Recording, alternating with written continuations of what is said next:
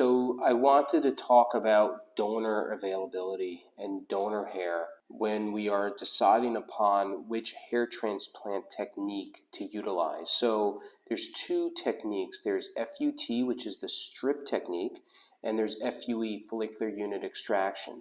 That's where we remove the grafts individually one by one. So that can be done either manually or robotically.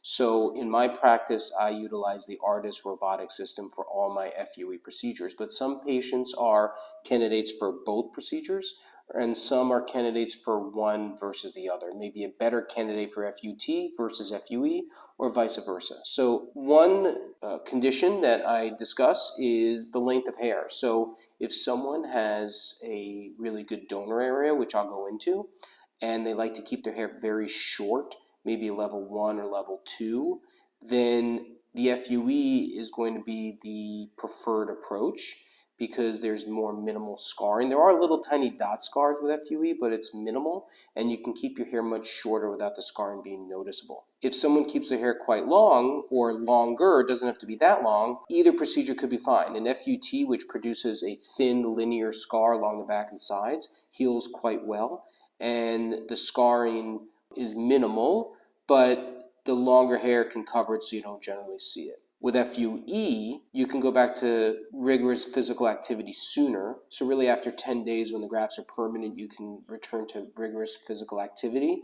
With FUT, the strip technique, because there's an incision that has to heal longer, you want to really refrain from very rigorous activity for about 4 to 6 weeks. You could go back to cardio, exercising, and light weightlifting, but anything very heavy or very rigorous, then I prefer you to wait a little bit longer. So on this first diagram, there is a patient who is balding, and the balding area of the crown area extends pretty far down, and the donor area is very limited, meaning there's a very narrow band of permanent donor hair that's available for harvesting. So if you were to choose to do FUE, for instance, the surface area where you can harvest from is limited. So in this scenario, we can harvest more follicular unit grafts by performing the FUT procedure. We can get more hair to transplant, more grafts harvested, because we're taking a strip from the densest area. We don't need a larger surface area where we're extracting the grafts spaced out like we would with FUE. This diagram is a diagram of the Norwood scales, and you could see it starts from 1 and goes all the way to Norwood 7. So the patient that I showed generally is either a Norwood 6 or Norwood 7 with balding on the front, the top, and an extended crown balding as well. So these patients have limited donor availability for harvesting FUE or FUT because of the narrow band of permanent donor hair. That's why FUT would be a better approach in these patients. I wanted to show an example of a patient who underwent an FUT. This is a picture of the back of the patient's scalp, and it's shaved. The reason it's shaved is because we're going to be performing a second FUT procedure. The advantage also of FUT is we do the excision. You could see there's a very thin linear scar. It's not very noticeable. It's a very thin linear scar as it healed.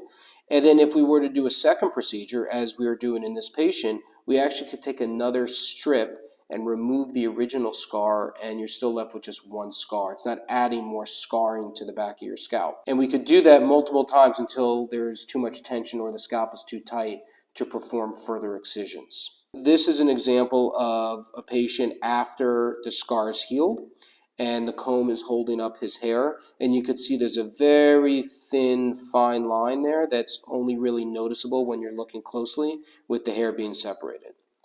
And this is an example of a patient's, the back of his head. We had performed the FUT strip procedure. He healed really well, and you could see he's keeping his hair quite short, and you can't see the linear scar with his hair at this length.